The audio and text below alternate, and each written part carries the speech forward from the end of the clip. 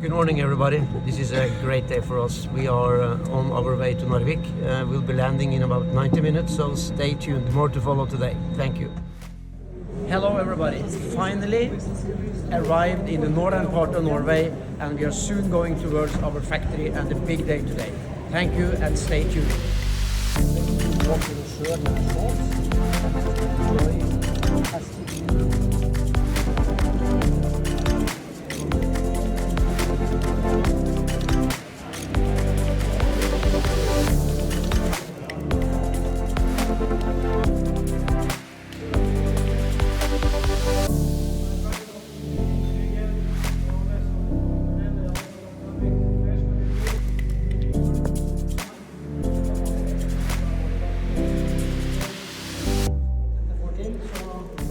Innovasjon Norge og